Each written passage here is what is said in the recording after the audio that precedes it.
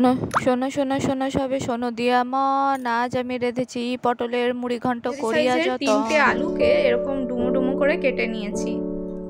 কড়াইয়ে তিন পলা মতন সর্ষের তেল দিয়ে নিয়ে পরিমাণ মতো নুন দিয়ে নিচ্ছি। টুকরো করে রাখা আলুগুলোকে খুব ভালোভাবে ভাজা করে নেব।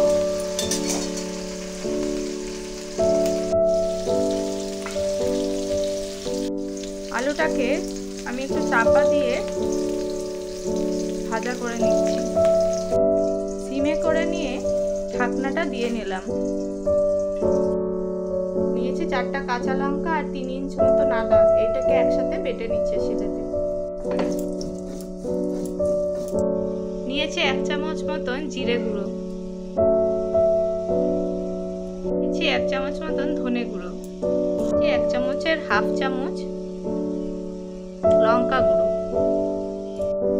আর হাফ চামচ হলুদ গুঁড়ো। আলুটাকে ঢাকনা দিয়ে ভাজলে তাড়াতাড়ি সেদ্ধ হয়ে যায় আলুটা।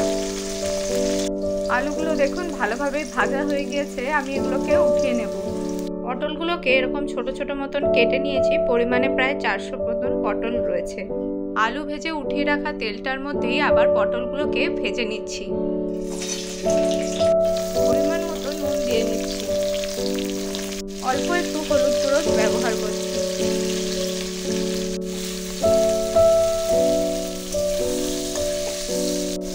ঢাকনা দিয়ে ঢেকে নিলাম। পটলগুলো দেখুন খুব ভালোভাবে ভাজা হয়ে গেছে। এই পর্যায়ে আমি পটলগুলোকেও নামিয়ে নিচ্ছি।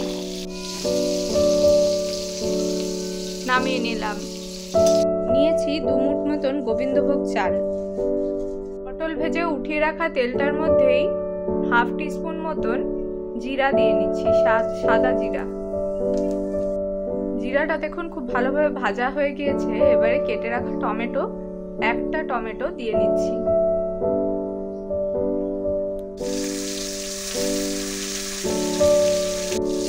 আদা বাটাটাও দিয়ে নিচ্ছি।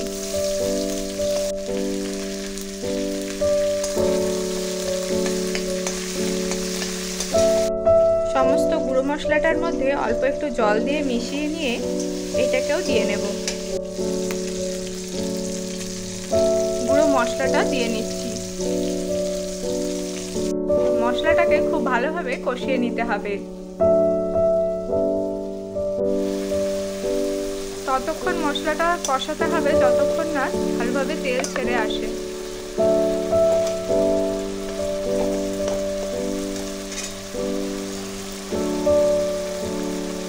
দেখুন মশলাটা বেশ ভালোভাবে তেল ছেড়ে দিয়েছে, ভালোভাবে কষাও গেছে মশলাটা। এবারে গোবিন্দভোগ চালটা আমি দিয়ে নেব। ধুয়ে বেছে নেওয়া গোবিন্দভোগ চালটা দিয়ে নিচ্ছি।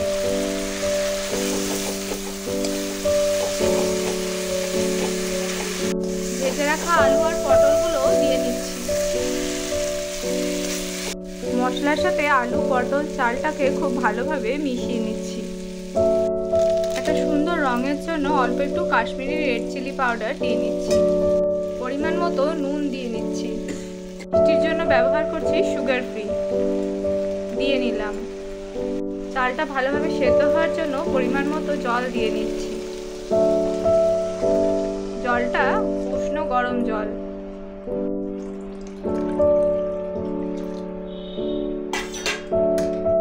পুরোটাকে খুব ভালোভাবে নাড়িয়ে নিয়ে ঢাকনা দিয়ে ঢেকে নেব। জলটা ভালোভাবে ফোটা অবধি অপেক্ষা করব। দেখুন খুব ভালোভাবে ফুটে গিয়েছে ঝোলটা।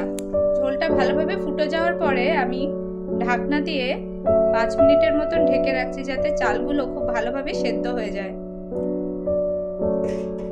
নিয়েছি 6টা মতন এলাচ, ছোট এলাচ আর 1 ইঞ্চ মতন দারচিনি। এটাকে পরিমাণ মতো জল দিয়ে বেটে নিচ্ছি।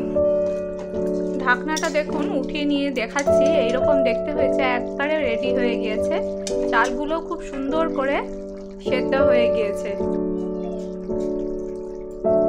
চালটা দেখুন খুব সুন্দরভাবে সেদ্ধ হয়ে গিয়েছে। গরম মশলা বাটাটা দিয়ে নিচ্ছি। পুরোটা খুব সুন্দর করে নাড়িয়ে নিচ্ছি। নাড়িয়ে নেওয়া হয়ে যাওয়ার পরে বাড়িতে বানানো 1 চামচ ভরে ঘি দিয়ে নেব, তাহলেই রেডি। বাড়িতে বানানো ঘি 1 চামচ ভরে দিয়ে নিলাম। সম্পূর্ণ নিরামিষভাবে তৈরি হয়ে গেল পটলের মুড়ি ঘন্ট। আপনারাও বাড়িতে এই রেসিপিটি একবার হলেও বানিয়ে দেখবেন। কথা দিলাম বাড়ির সকলের খুব ভালো লাগবে। যে কোনো নিরামিষের দিনে এই রেসিপিটি অবশ্যই বানিয়ে দেখবেন। আমরা আপনাদের সাথে অনেক পথ চলতে চাই। রেসিপিটি ভালো লাগলে সবার সাথে একটু শেয়ার করে নেওয়ার অনুরোধ রইল। আমাদের পাশে থাকবেন। আমাদের চ্যানেলটির নাম হলো লিটল শাইনোসার। পাশে থাকা বেল আইকনটিতে প্রেস করে আমাদের চ্যানেলটি সাবস্ক্রাইব করার জন্য অনুরোধ রইল। এরকমই নিত্য নতুন রেসিপি দেখবার জন্য আমাদের চ্যানেলটি অবশ্যই সাবস্ক্রাইব করে পাশে থাকবেন। এই রেসিপিটি আপনারা ভাত, রুটি, লুচি, পরোটা সবের সাথেই সার্ভ করতে পারবেন।